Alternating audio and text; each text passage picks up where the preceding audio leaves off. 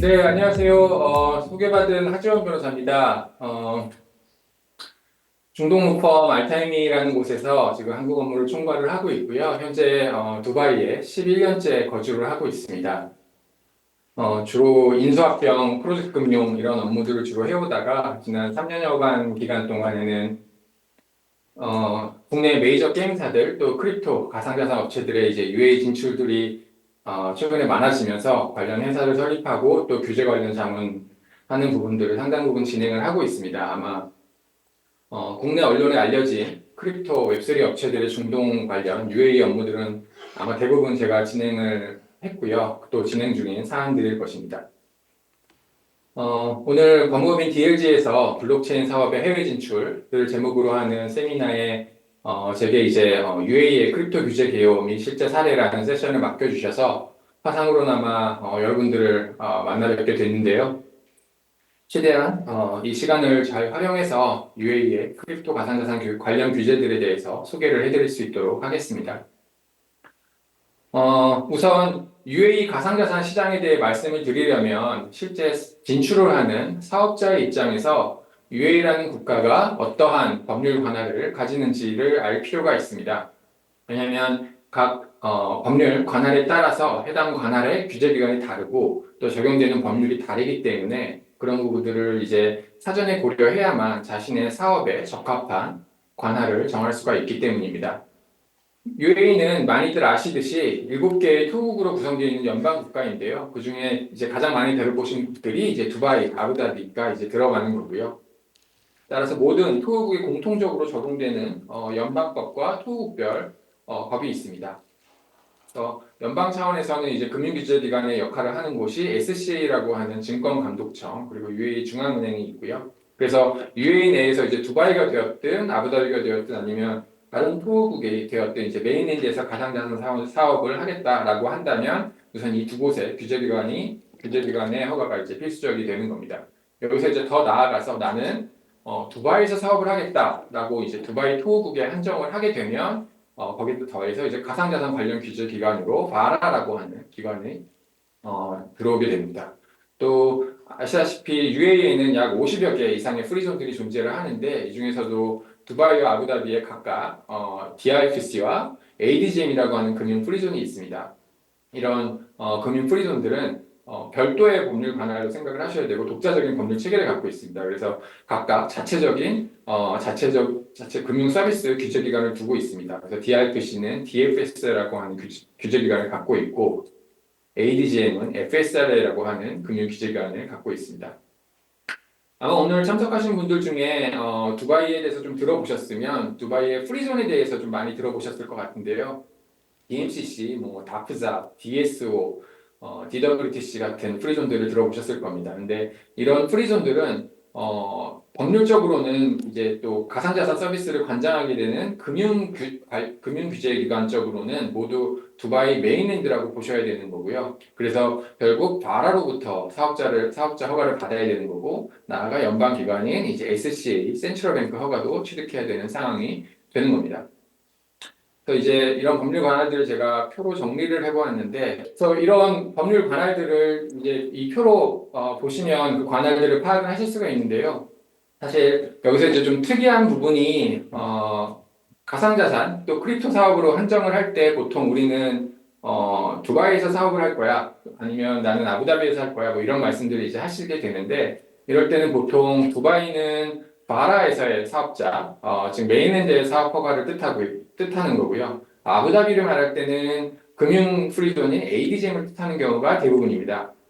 아직 관할을 정하실 때 아부다비 메인랜드를 택하는 경우는 별로 없기 때문에 그런 경우가 이제 대부분인 거고 또 최근에 좀 달라졌지만 두바이의 금융 프리존인 DRPC를 선택하는 경우도 상당히 드물거든요. 그래서 즉 두바이에서 사업을 하는 경우는 바라, 아부다비에서 사업을 하는 경우는 ADGM의 FSRA가 규제기관이라고 생각을 하시면 될 것 같습니다. 또 이렇게 각 관할과 규제기관이 다르기 때문에 이 각 규제기관의 성향 또 가상자산 사업에 대한 이해도와 정책들에 대한 고려가 먼저 있어야 되는데 사실 그동안 이 블록체인 업계 가상자산 관련 기업들이 UAE로 넘어오는 과정에서 이런 부분에 대해서는 사실 충분한 고려가 있지는 못했습니다. 왜냐하면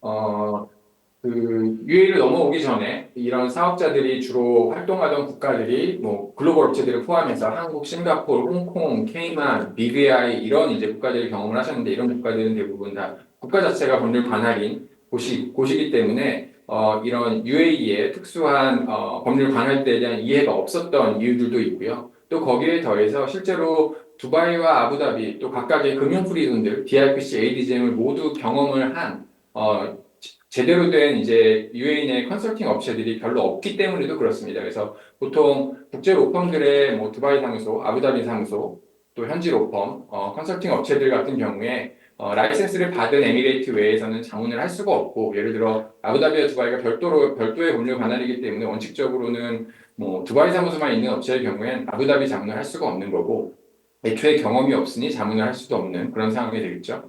그래서 궁극적으로는 어떤 규제기관이 되었든 직접 대관을 해보고 업무를 진행해 봤어야지 실제로 비교를 해주면서 자문을 할 수가 있을 텐데 실제로 두바이를 알아보러 왔더라도 규제기관의 역량이나 태도 등을 이제 감안을 해서 다른 관할이나 다른 사업 모델을 추천을 해드리거나 아니면 기존 모델들을 조정해 나가는 과정을 거쳐야 되는데 그렇지 못한 경우들이 사실 대부분이었습니다. 그래서 다행히 이제 제가 속한 로펌은 두바이와 아부다비 사무소에서 다 모든 업무들을 같이 함께 하고 있고 또 규제기관 대관들을 가장 많이 하는 곳이라서 각 시기와 상황마다 그런 부분들에 대해서 이제 자문을 좀 해드릴 수가 있었고 또 그렇기 때문에 많은 업체들이 실제로는 UAE 하면 이제 두바이를 처음 생각하고 오셨을 때에 아부다비에 ADGM이라는 금융 프리존이 있습니다라고 소개를 해드릴 수가 있었고 또 그런 과정들을 통해서 지금처럼 국내 기업들에게도 ADGM이 알려지게 됐던 것 같습니다.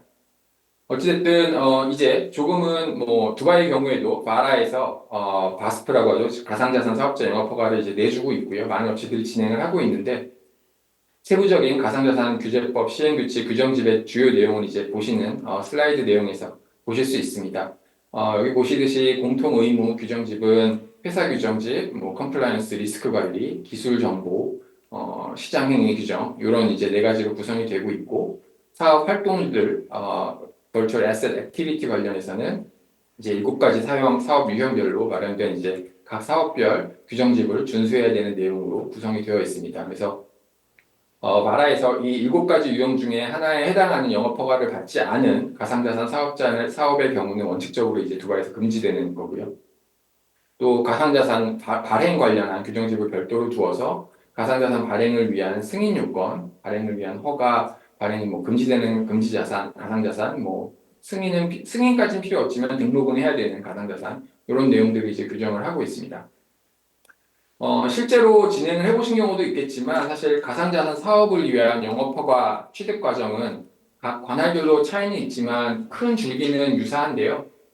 규제기관 대관을 통해서 사업 모델을 설명하고 또 허가 신청을 낸 이후에 바라는 예전에는 이제 미니멈 바이어블 프로덕트라고 하는 MVP 페이스라고 하는 임시 허가를 내주고 최종 운영 허가를 내주는 과정을 거쳤었는데 요즘은 바라와 ADGM의 FSR이 모두 인프리서컬 어프로벌 그 임시 허가 IPA라고 부르는데요. 이런 임시 허가를 먼저 내주고 그 이후에 풀 오퍼레이션 라이센스를 내주는 형식을 취하고 있습니다. 바라 같은 경우는 어쨌든 홍보를 위해서도 그렇고 좀 투명성을 보장을 하기 위해서 홈페이지에 현재까지 이제 승인받은 바스프 사업자들을 모두 다 검색을 해볼 수 있도록 하고 있습니다. 실제 바라에서의 바스프 라이센스는 2023년 7월에 발급된 게 그 첫 사례인데요.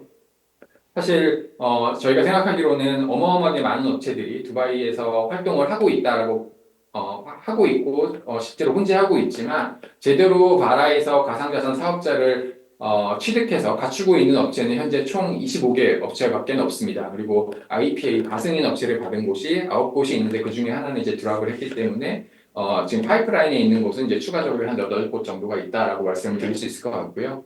물론 여기에 이제 많이 들어보신 바이낸스, 뭐 비트오아시스, 코인메나 또 뭐 크립토닷컴을 운영하는 포리스 같은 업체들이 이제 포함이 됩니다.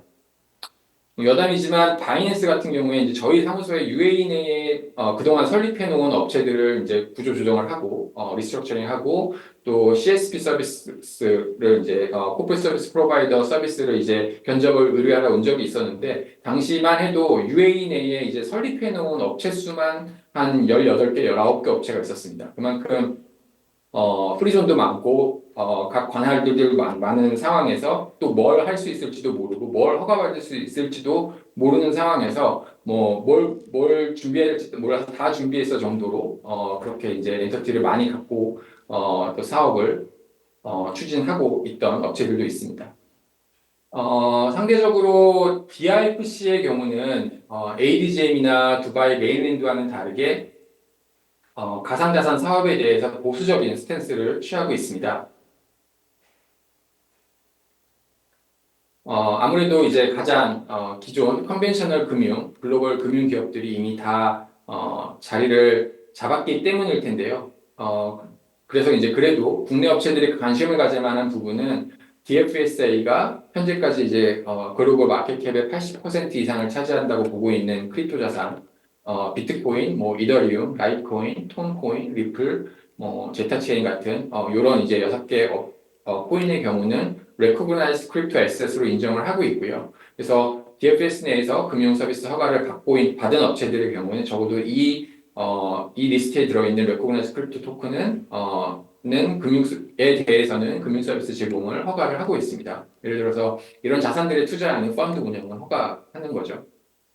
실제로 진행을 하지는 않으셨지만 한국 업체의 경우도 자신들이 발행하는 암호화폐가 코인이 DFSA로부터 인증을 받을 수 있는지에 대한 절차를 알아보신 적은 있습니다.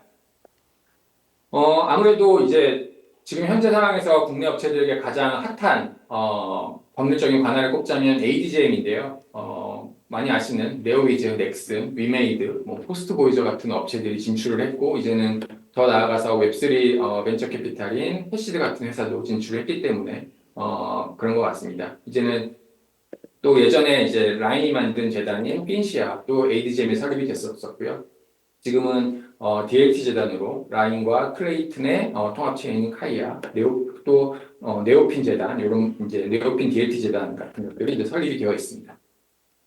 그래서 ADGM의 이제 금융 규제 기관인 FSRA는 FSRA에서 허가 내지는 승인을 받은 가상자산 관련 활동만 허용을 하고 있고요. 그래서 규제 대상이 되는 이제 가상자산을 평가할 때 고려하는 요소들을 이제 본 슬라이드의 내용대로 적시를 하고 있습니다. 이 내용들을 이제 이렇게 보시면 될 것 같고요. 다음으로는 제가 가장 이제 국내 업체들이 문의를 많이 하시는 사업 영역들에 대해서 정리를 한번 해보고 또 그 FSRA가 이런 이제 사업 모델들에 대해서 가상자산 사업자를 취득을 해야 되느냐 아니면 괜찮냐 없어도 되느냐에 대한 태도를 좀 알려드리려고 시도를 해봤습니다. 우선 가장 많았던 사업 모델은 당연히 다자간 거래 시설 운영, 그 멀티레벨 트레이딩 퍼실리티를 운영하는 부분, 또 가상자산 수탁 서비스를 제공하는 부분인데 이 부분은 FS로부터 당연히 금융 서비스 허가가 필요한 부분입니다.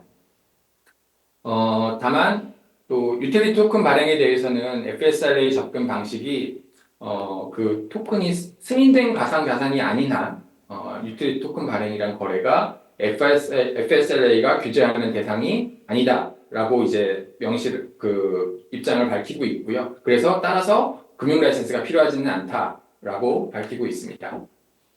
그러면 이제 여기서 더 나아가서 그러면 ADGM의 FSLA가 로부터 이제 금융 라이센스가 필요가 없으면 그러면 일반 ADGM에 설립된 일반 법인으로 유틸리티 토큰 발행이 가능한 거냐 이런 부분에 대해서 이제 당연히 묻는 업체들이 많은데요. 여기에 대해서 사실 실제 재작년까지만 해도 DLT 재단이 생기기 전까지만 해도 이 부분에 대해서는 제 그레이 에리어였고 실제로 일반 법인으로 설립을 하고 토큰 발행을 하는 업체들도 있었는데 이제는 여기에 대해서 일반 그 ADGM 내 일반 법인 라이센스 발행 기관인 레지스트레이션 오토리티에서 공식적으로 유틸리티 토큰 발행은 DLT 파운데이션을 이용해라고 답변을 하고 있습니다. DLT 재단에 대해서는 잠시 후에 제가 다시 설명을 드릴 텐데요. 또 흔히들 한국 업체들이 이제 그동안 이제 많이 했던 월렛 서비스 같은 경우는 지갑 서비스에 대해서는 서비스 제공자가 고객의 자산에 대한 통제권이 없다면 FSLA는 금융 라이센스 허가가 필요 없다라고 판단을 내려주고 있습니다. 일트 파밍 같은 경우는 해당 구조에 이제 풀링, 즉 자금 모집이 포함된 경우는 펀드 형태로 간주가 되기 때문에 FSP가 필요하다고 판단을 하고 있고, NFT 서비스는 그 NFT 자체가 가상자산, 그 승인된 가상자산으로 분류되는지 아니면 유틸리티 토큰으로 분류되는지에 따라서 판단이 달라질 수 있는 여지가 있습니다.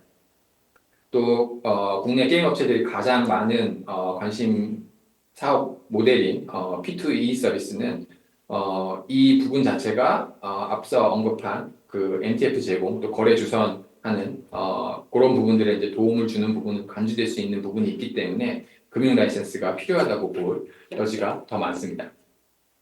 또 자기 자산으로 하는 자체 자산을 활용한 자기 자본 거래 활동, 프랍 인베스트먼트, 프랍 트레이딩, 또 노드 밸리데이터 서비스 같은 경우는 FSLA가 별도로 자기네들이 규제해야 되는 대상으로 보고 있지는 않고 있습니다.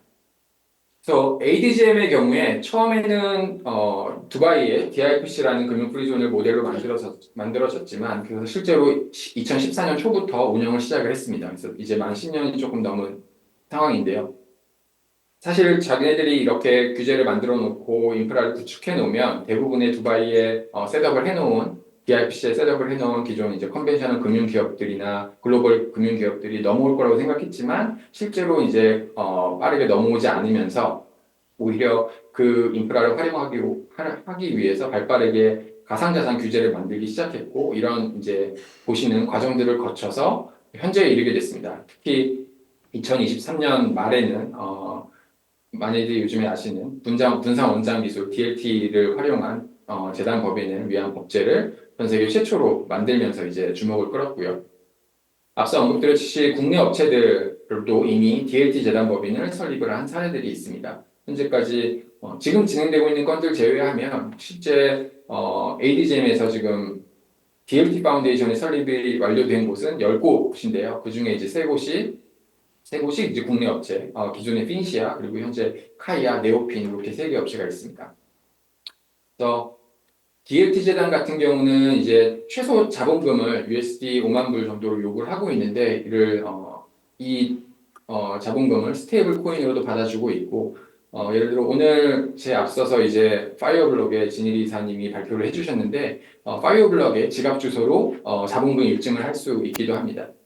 그래서 DLT 재단 설립은 결국엔 이제 토큰 발행을 위해서 만들어지는 경우가 대부분인데 그래서 이제 준비하셔야 되는 서류로 자체적으로 이제 준비하는 와이페이퍼, 토크노믹스 페이퍼 그리고 또 DLT 프레임워크 같은 문서들에 대해서 이제 썰틱이나 해킹 같은 이제 블록체인 자문 보안 업체가 사전에 검토를 하고 이 업체들로부터 의견서를 반드시 받아서 제출을 해라라고 요구를 하고 있기 때문에 DLT 파운데이션을 고려하고 계시다면 이런 부분들도 미리 준비를 하시고 고려하셔야 될 것 같습니다. 또 ADGM은 법률적인 관할로서 앞으로 더 많은 이제 가상자산 사업자들이 유치를 하기 위해서 계속적으로 법제를 정비하고 있는 과정을 거치고 있습니다. 특히 모든 이제 새로운 법률이나 개정을 하기 전에 반드시 항상 컨설테이션 페이퍼라는 것을 발행을 하면서 실제로 인더스트리 내의 이제 플레이어들이랑 또 자문사들의 피드백을 항상 구하고 이를 반영하는 절차를 거치고 있는데요.